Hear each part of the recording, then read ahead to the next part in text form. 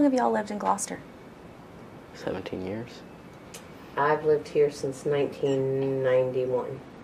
Which is, how long is that? A very long 26 time. years.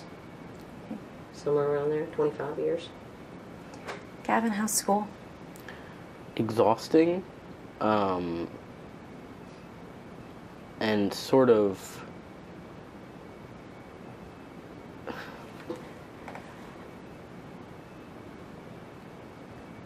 I don't like that question. That's a hard question. I was actually thinking earlier today about how I get asked, how's school today? I don't want to answer that question. School is exhausting, and so far, I have my reservations as to how easy it'll be to get through the year confidently and, smoothly, but I'm managing so far. Deirdre, what's that like to hear? I mean, most parents of kids who are going into their senior year are excited, and there's so much to look forward to. It's nothing new in our house with him because it's a dread for him. It's something that he just has to get through. I'm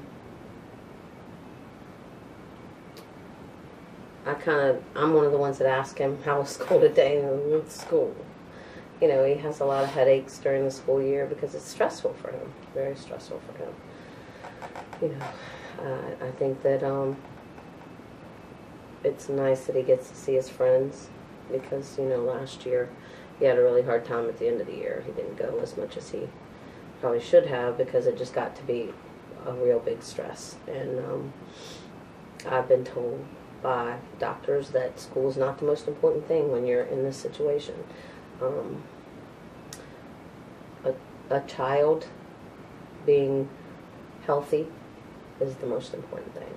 And, there's always going to be ways to get through school.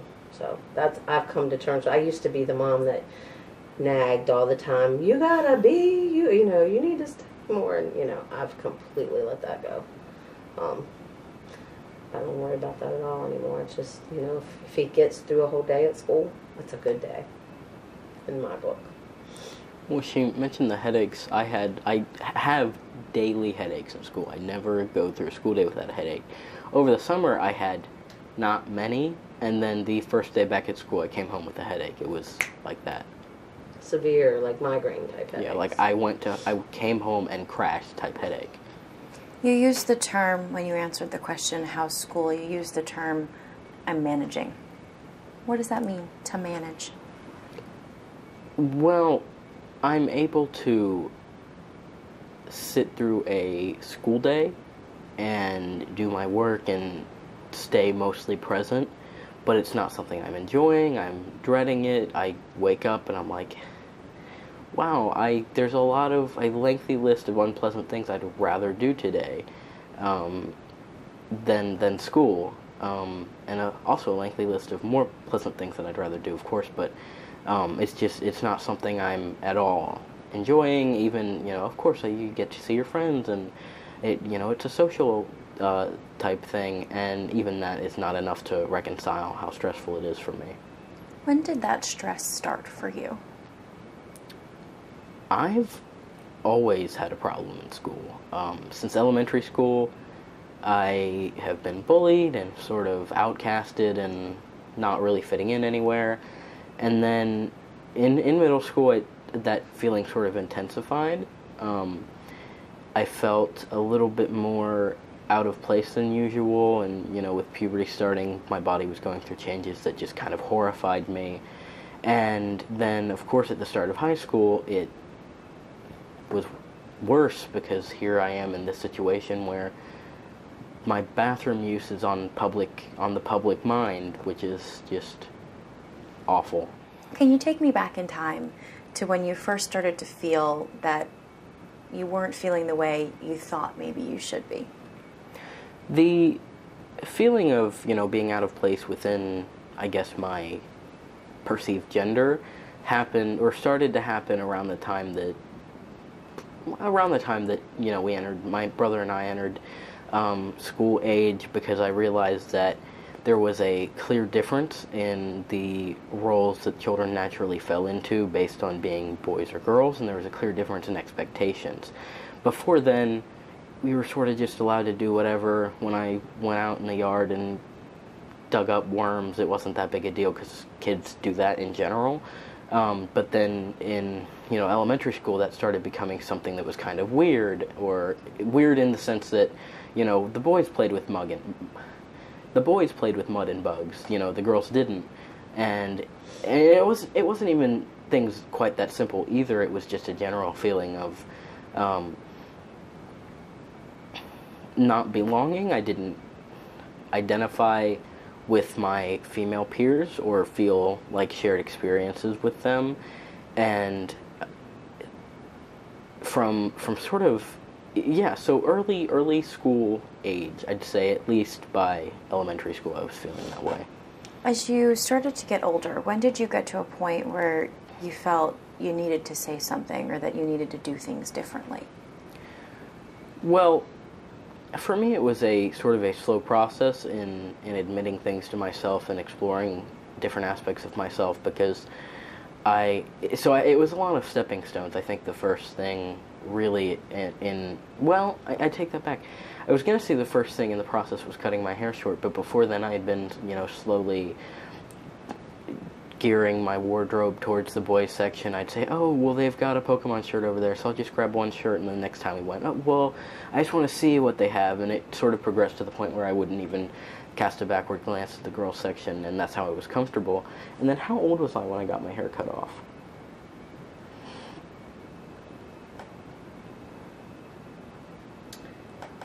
I guess it's been about 4 years ago now. How old am I now?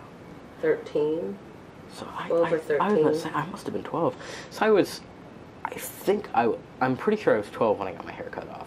And I actually remember, I like to doodle and, draw comics sometimes.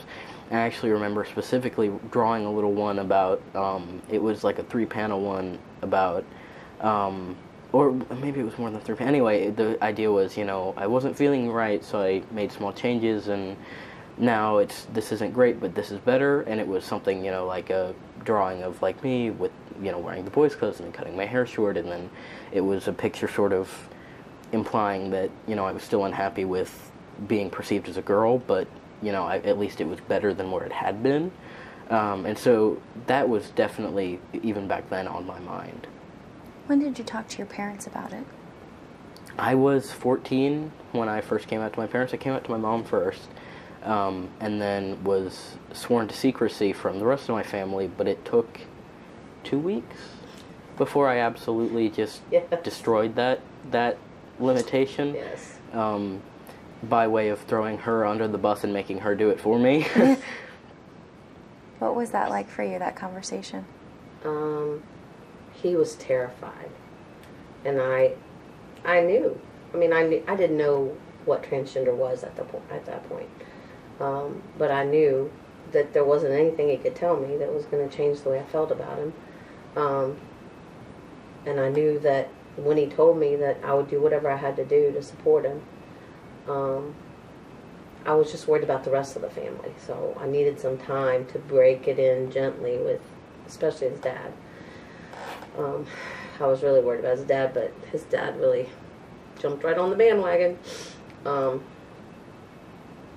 shouldn't have been as worried. I've found since that I shouldn't have been as worried, because he's really tried hard to be supportive and do what he's supposed to do. But I mean, I felt bad for him because he was shaking. He was near tears. And I was like, just say it. I just wanted to jump in there and pull the words out, because whatever it is, it can't be this bad, And of course, deep down inside, it was shocking, because that's not what I really was expecting. I don't know what I was expecting, but not something that I knew nothing about. I was like, I'm a nurse, so I thought there's nothing I can't handle. But then when he told me what the real story was, it was like, oh, I have to get educated because I don't know. And he's the one that told me about a book, which we went and got the book, but I downloaded the book that night. I don't think I slept for 2 or 3 days because I was reading all the material that I could get my hands on. what it was about and how you can support your kids. And, one of the first things I read was the suicide rate of these kids. And that's all I really needed to read from then on to be supportive. I didn't want my child to become one of those statistics. And Gavin, there are a lot of different ways that conversation could have gone. Were you expecting that reaction from your mom? I sort of expected, I was so sensitive to aspects of my upbringing that I sort of had projected those fears and problems on, I think, how I perceived maybe, where she was in like her life and thoughts at that time. I grew up, absolutely this household was homophobic when I was a lot younger, maybe not to the point that I would have gotten kicked out or harmed or anything, nothing like that, but it was not a friendly, open, accepting environment in a lot of ways as far as LGBT is concerned. And over the years she grew in her mindset, and my dad sort of did a little bit. When this sort of came out, he didn't have much of a choice. But before that, there wasn't a whole lot of progress, but there was progress. When did the bathroom issue come up? When did that thought that you didn't want to go into your biologic identity bathroom, when did that start to kind of enter your mind? Well, I started going into men's rooms, I think even at the end of middle school, because I knew who I was, and I had been living my life in certain friend circles as a boy, and that was what was comfortable for me. And it was, going into female-oriented spaces felt just wrong and inappropriate and uncomfortable, because it was, I was like, one of these things is not like the other, and that would be me, and that would be because I'm a boy in the girls' room or in the girls' locker room, and it was just so inappropriate and uncomfortable. I felt creepy almost, because I was like, I should not be here. I'm lying to these people, and it's just not right of me. And so at the end of middle school was when I started thinking about that sort of thing. And then certainly freshman year in high school, I was not out to the school yet at that time, but I was in every public space using the men's room, aside from the, school, obviously. And then before I came out, when I was around, like, with family, usually I would sneak into the men's room, make sure they were on the other side of the store when I went to the bathroom, and use it really quick, because at that point, I didn't even, I didn't look like a girl, really, to people that didn't know me, or, in passing, like the store clerk. I got called sir pretty consistently, so it wasn't a fear that I had that I wouldn't be, it wasn't a fear of mine that people would think I was in the wrong place when I went to the men's room. When you all finally got permission from the principal to be able to use the boys' bathroom at the school, what was that first trip like, to be able to officially, with permission, go in the bathroom that you identified with? I think people sort of anticipate this to have been, some formative, transforming, wonderful, magical experience, but for me it was, okay, cool, I'm just going to use the bathroom now. This is not necessarily, it was nice in the sense that, it was affirming as to who I was, and it was how it was supposed to be, but I wasn't like, yeah, I'm going to go use the bathroom. I was just like, okay, well, when I got to go, I'll go, and in and out, just sort of like I always had done. So, we changed his name over that summer, and we went up before school started and had them change all his records. And then it's the process of changing all of the records with the insurance company, all the records, people don't even have a clue. These people who think you can just wake up one day and decide you want to be the opposite sex have no clue what you have to go through just to get to the point we were at. And we went to the principal, told him what was going on. And we had a sit down. What are you going to do? And he was really great, the principal. What are you going to do if this happens? What are you going to do if this, to protect him in that, circumstance. And it was at that point, I think he and Dr. Clements had decided to just handle it on a person-by-person basis, which I think would have been the better way to go. Then, people have forgotten that we started out trying to just use the bathroom, and we got pushed into all of this. And after a certain point, when you're out there and people are recognizing you everywhere you go, you say, now I have a platform. He had a platform to really help a lot of people. And it turned into more that than himself, because basically his high school years are done with. It's been ruined. It's not gonna, we're not ever gonna get that back. It's not been pleasant, and it's not gonna be, because this is not over yet. And school almost is for him, Hopefully college will be better, hopefully. Nothing has stopped the transition. We've gone right ahead with those plans, regardless of what has been going on around us.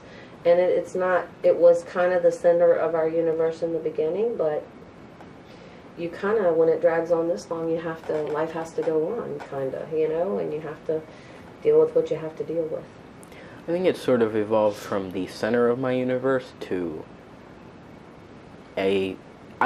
so my life doesn't revolve around it as much as it did in the beginning, because it was earth-shattering and exciting, not in the good way, exciting as in, everything was going on at once, and so much was going on, and so many new experiences were piling in.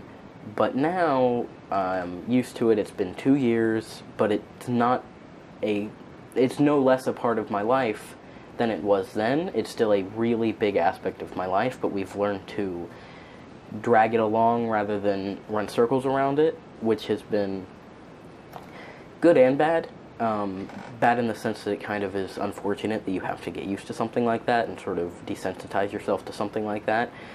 But good in the sense that, otherwise this would be a lot more stressful, and it is already so intensely stressful that I don't know that would even be something the human body could handle in a general sense. So And it does get hard for him. I mean, I see it get hard for him. The cameras and the news articles and everybody, they get to see that this strong kid who's very eloquent with his speaking. I get to see the puddle when it does get exhausting. I get to see the side of him that just gets so tired of people not understanding, or some people not wanting to understand, and I'm sure I can't even fathom what it's like for him, because I know how hard it is for me as his mom. He has a lot more strength than I have. He understands. He doesn't get angry like I do. Sometimes he'll talk me down. Mom, they just don't understand, and he's so understanding like that.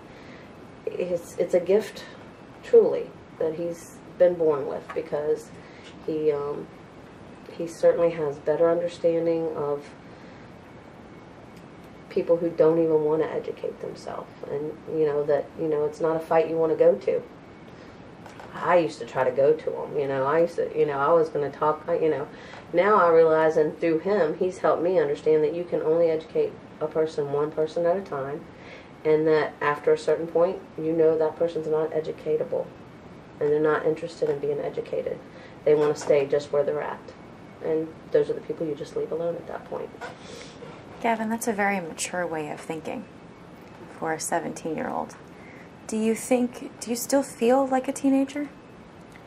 I don't feel like a teenager. And that's one of those things that it's hard to quantify, because I feel like I'm a 17-year-old who, by my age and, my teen age, I can't do things like vote, or they could technically not let me see an R-rated movie without my parents.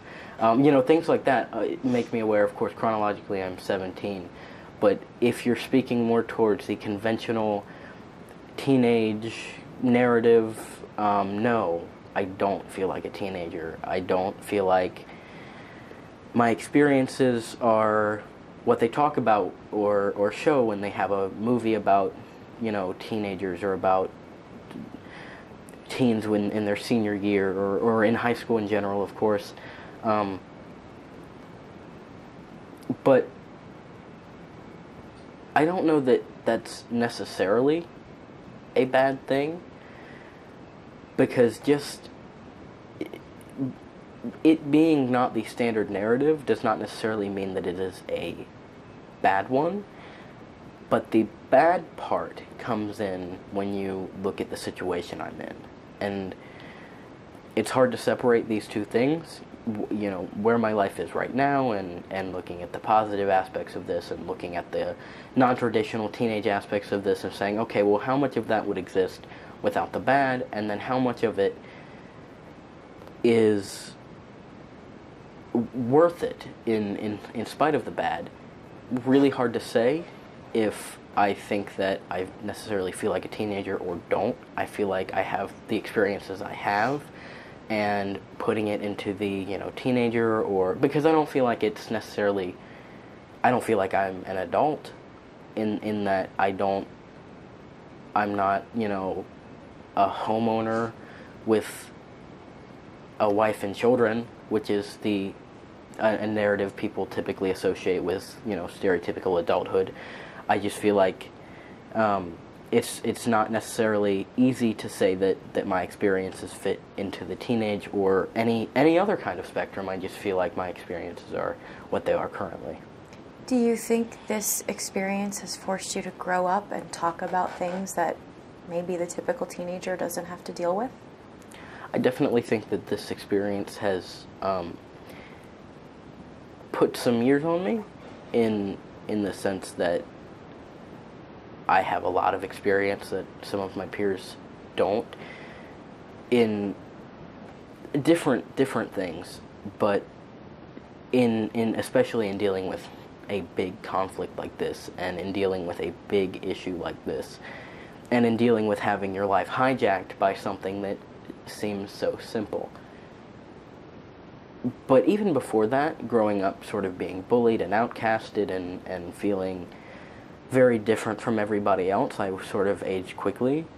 So I don't know that I would be any less mature in absence of this, but I think that probably this has pushed me pretty quickly in that direction. You mentioned something that's seemingly simple. You started out as a kid who just wanted to use the bathroom you felt comfortable in. And it's evolved a lot. What are your feelings about, your case being thrust into the national spotlight and sort of being seen as, the figurehead for this movement? It's unfortunate that this conversation has had to evolve to the point that it's a national discussion, but I also think that it's a necessary thing, a necessary message, and a necessary fight to have, because this is something so many people are struggling with nationally, and nothing's going to be done about it. No progress is going to be made unless people talk about it, and unless people bring it to, legal attention as well, because we can all talk about it all we want, but you're not just going to get society to all one by one fall into step as how it should. If we didn't have the Supreme Court battle over gay marriage, we would absolutely not have a country where gay people can get married in any location in this country. Even though it was widely talked about, people knew gay people existed, people, a lot of people thought that they should have, every right to get married, but that still didn't give them that right to get married. It took legal action, and it took a lot of fighting and a lot of pushing and a long, hard ordeal to let people marry who they love. And it's similar with this, because people now know, to a greater or lesser extent, more so than they did even 5 years ago, that transgender people exist. I feel like a large portion of society thinks that people should just be able to be who they are. And I think that there's a lot of support for transgender people and them using the right bathrooms, but that doesn't get laws passed. And it doesn't make sure that people are going to be treated correctly. It takes a lot more than that, unfortunately. I think it's gone past being a bathroom issue. I think it's all about equality, equal rights for everybody. Every single human being on this earth has the right to have equal rights. That's something that's been so, through Gavin's journey, I've realized that I was closed-minded more than I thought I was. And I did judge people. But through this experience, I've met plenty of all kinds of people. All kinds of just, the person next door. Just all different kinds of people. People who I've grown to really love and care about that they aren't the social norm. Those people have just as much right. Their kids have just as much right. My kid has just as much right as anybody else's child out there. For them to say, why does this one child, why doesn't my child have equal rights?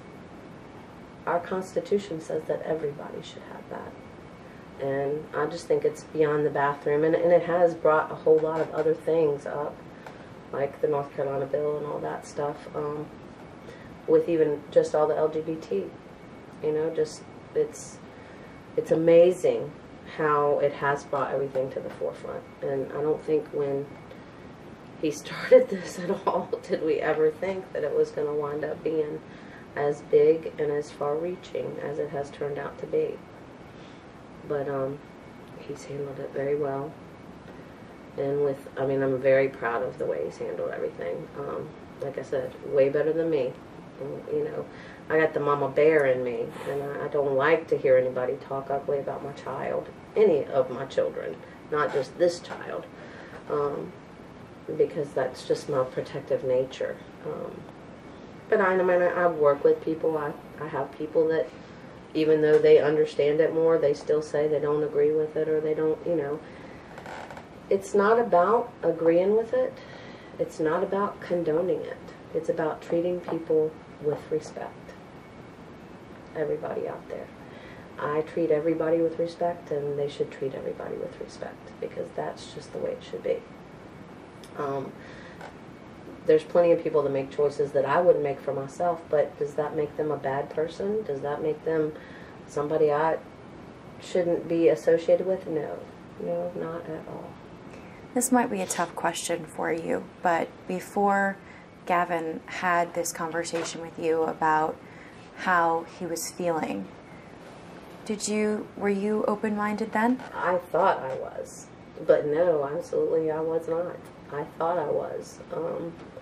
But it's been a journey for me too, some self-awareness that I've come to grips with for myself in a lot of different areas. But, I was raised in a Southern Baptist church, and I've come to the realization that I followed people and not my personal relationship with my higher power. I've come a long way in that respect, because I just believed everything I was taught growing up, and I started to question all that when all this came up. I started really questioning, why do I believe this way? Why?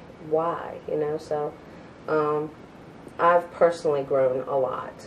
And like I said, I've come into contact with so many wonderful people that have been so supportive of Gavin and our situation. And still, every day, we get mail from people that know me as Gavin's mom. I'm Gavin's mom throughout all this. No one knows me personally. You're Gavin's mom. I get that a lot. And that's okay with me. That's fine with me. Because this really is his fight. I'm here to support him any way that I can, but I'm kind of letting him take it the route he wants to take it, and just here to support him. Now, Gavin, you're in your senior year. come this spring, when you are expected to graduate, what do you picture that day and that experience to be like? I expect it to be a relieving day, because it means, okay, I don't have to deal with this anymore. I don't have to be in school, on obligation, more or less. I have to be there. I legally have to be there. But of course, I'm there for more than that. I'm there because I want to graduate. I want to have a diploma. I want to be able to go places in my life. So on graduation day, I really can't imagine how that's going to feel, other than I know I'm going to feel a sense of relief. Will I feel some sort of, Stockholm Syndrome-esque sorrow, or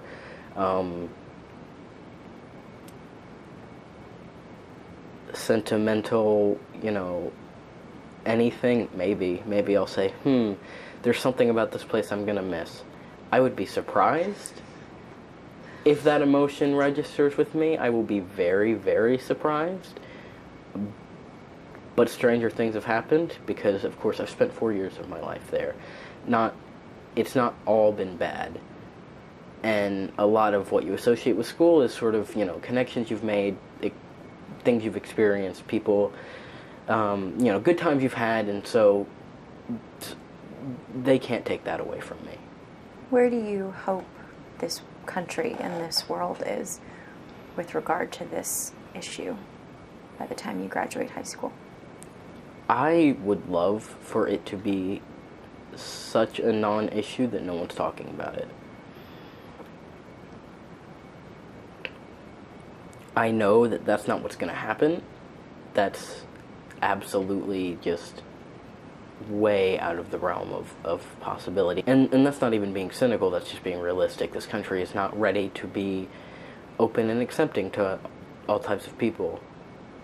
But I would at least, to set a realistic hope and expectation, I would like for the country to at least be further along than it is now.